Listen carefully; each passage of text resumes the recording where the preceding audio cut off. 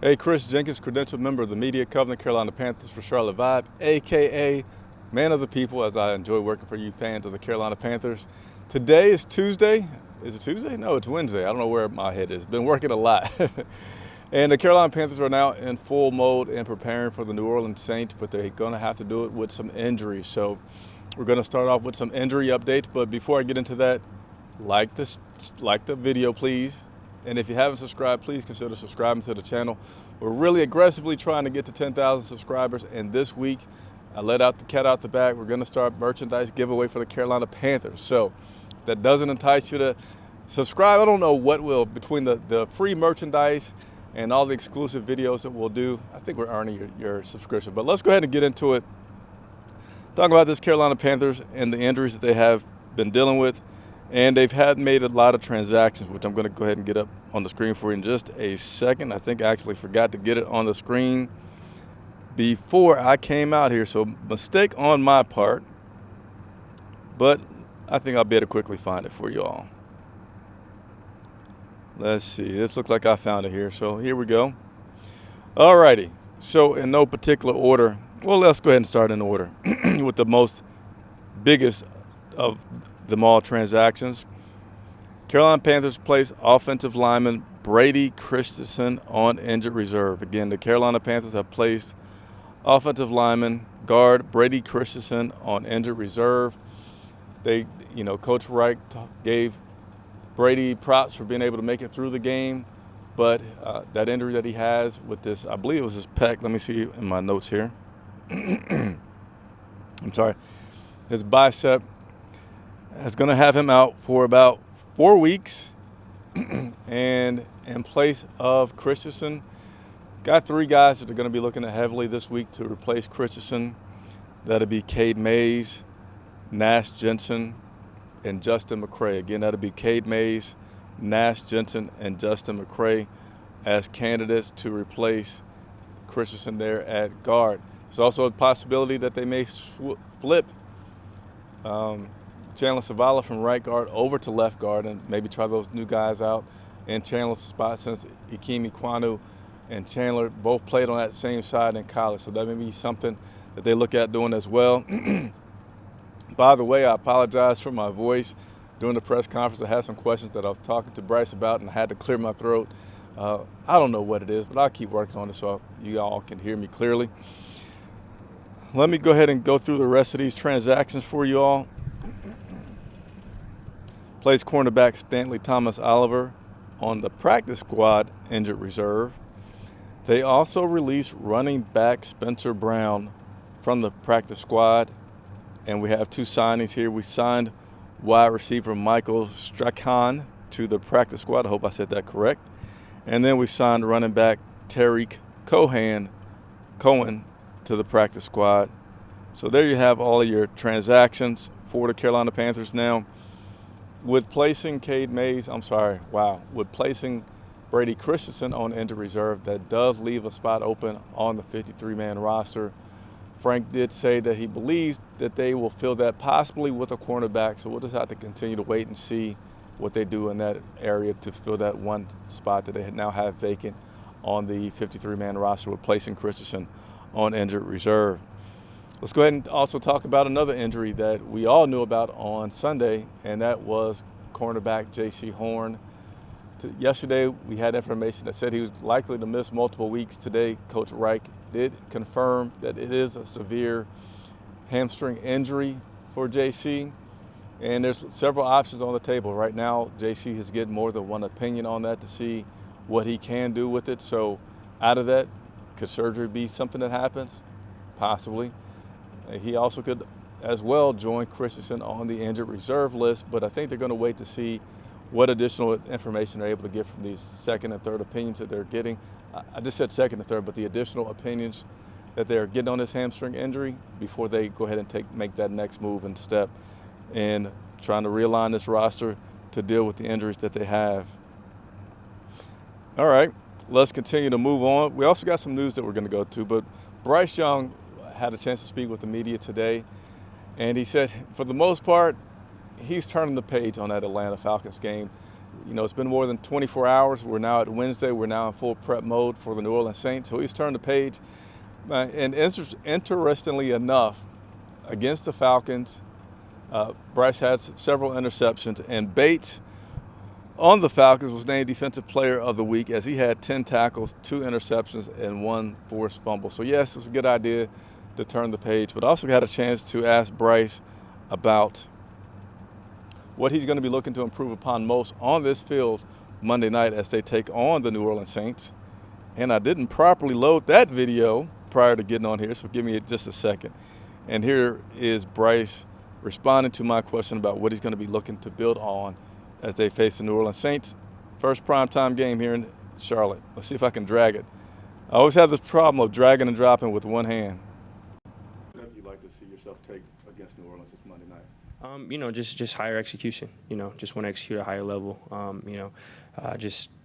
Make sure we're still working a good operation and, making sure that, again, we're executing, we're finishing, especially with drives. Again, I think there was good stuff on film as well, just as a team and as a unit, and, it didn't.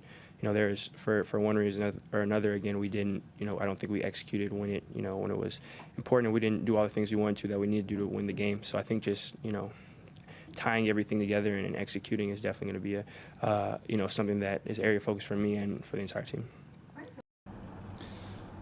So you see there, Bryce saying better execution and finishing drives. I did get a chance to ask him about that better execution. Is it also related to timing? How big of the pie is that timing on the wide receivers? And he said that's part of it, but also said that at this point they've had time to practice and they really just need to get a lot of things, right as they continue to move on in this NFL season. Week 2, again, facing the New Orleans Saints here Monday night at Bank of America Stadium. Myself and my co-host Andre Cassidy will, as usual, be live pre-game. During the game, we'll be on Twitter, and then post-game, we'll have a show for you all as well. So Bryce, again, speaking about the improvement that he's looking to make in this second week of his NFL season. Now, I forget who it was, but the other day, Monday, we had a show and invite you all to call in or FaceTime in. I'm not sure what way I want to say that yet. But one of the questions was asked about Bryce being able to change plays. So I did talk to Coach Frank Wright about that today. And he said that, they actually don't have much of that in place yet for Bryce at all. Now, he went on to say that Bryce is certainly a very smart guy, very intelligent guy. And Bryce probably does, feel like he could go out there and have that ability and intelligence to change plays, make a lot of changes at the line of scrimmage. But right now, Frank equated it to, it's like when your teenager first is starting to drive, you just don't want to let them go all over the world yet, though they think they can. You probably want to keep them to the zip code that you're in, a smaller radius. So that's the approach that they're taking with Bryce in terms of allowing him to change plays at the line of scrimmage. Just taking a little, it's a long season, 17 weeks, we got 16 to go. No need to put all that out there yet and have more things that you may have to deal with and review on game film. So coming soon, we'll see more of Bryce being able to change plays and call plays at the line of scrimmage, but just not yet.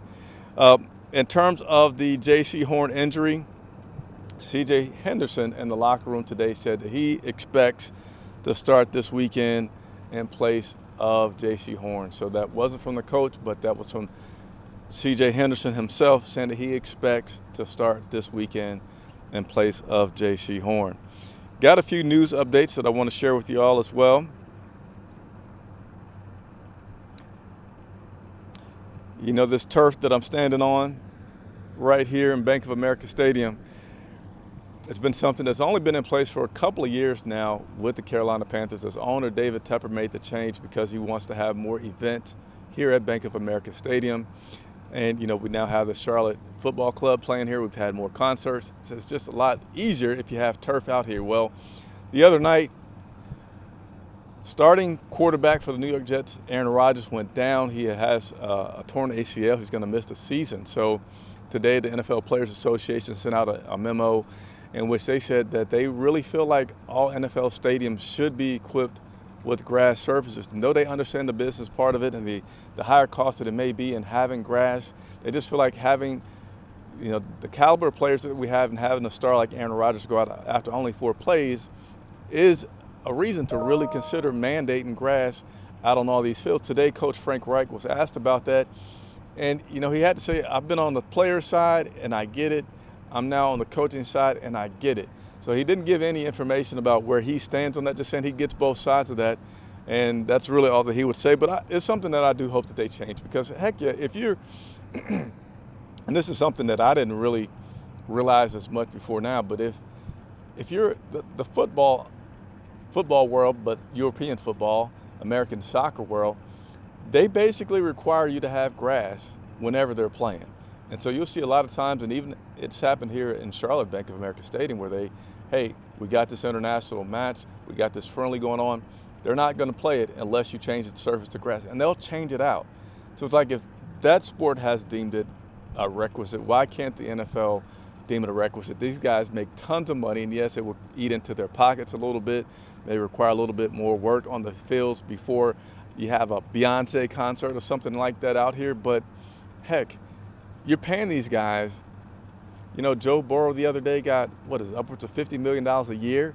Quarterbacks are your most important person. They've done things to protect these guys with rules changes. Why not make it a requirement for grass field? I didn't know I was going to go off on a tangent like that, but I did nevertheless. Other news that you have is the NFL will be expanding their practice squad allocation.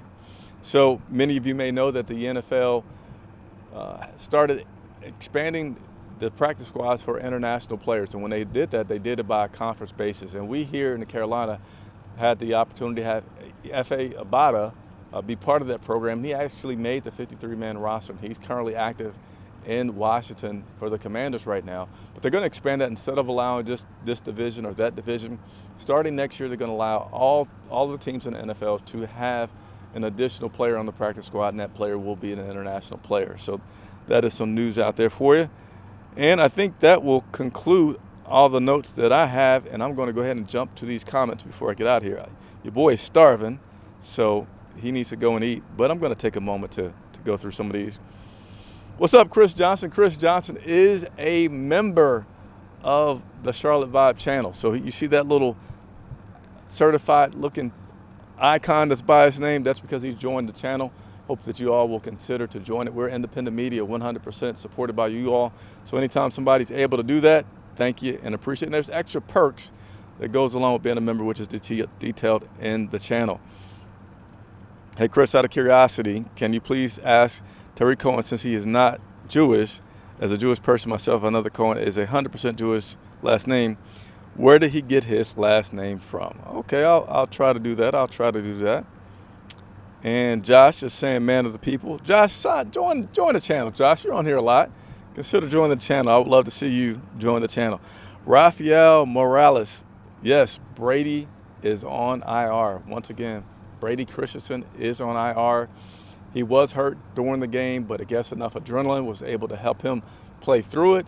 But after further evaluation, that bicep is something serious where they're going to have to hold him out for at least 4 weeks before he comes back.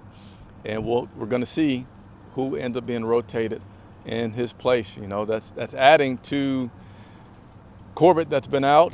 But this offensive line did do very well that first week versus Atlanta. You know, a lot of the duress that Bryce was under, in my opinion, was due to wide receivers not being able to be open. There's information that's been out there about this wide receiver group was not able to get a lot of separation, did the worst, or one of the worst in week one with getting separation.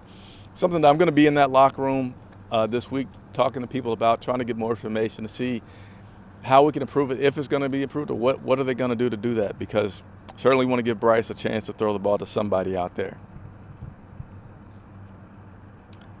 Let's see, we're going to continue to move on.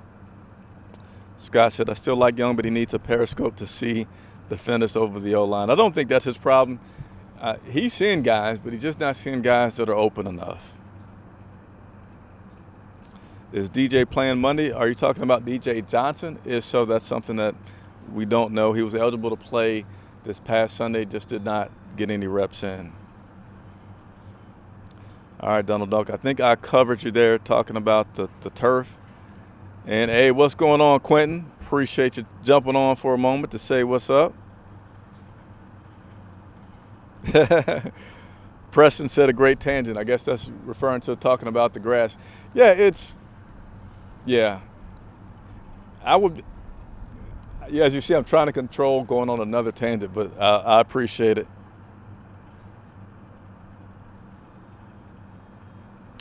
Do you see these wide receivers playing better against the Saints?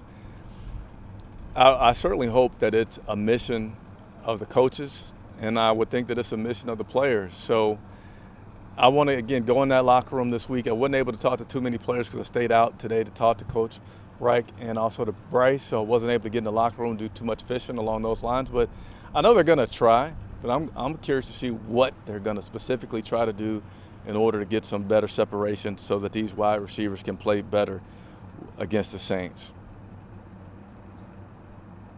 Spencer release. Yeah, Spencer Brown, it's not a huge, but it was a little bit of a shock that they released him from the practice squad. But I think right now it may not be so much of a thing about Spencer Brown or his behavior. I say behavior, but his abilities, as much as it is this team is now needing to address some areas that they need some depth in, right? Jaycee Horn going out, you already felt like there was a need for some cornerback depth beforehand. I know my co-host Andre Cassidy spoke about that. Horn's already out, so you want to start getting some guys on that practice squad that you can develop and put into that secondary. As well as now you have Brady Christensen that's out. So you're going to probably need to work on some depth on that offensive line. So sometimes it's not so much a guy, it's just position depth that they're trying to address, and you get the short end of the stick in that sometimes.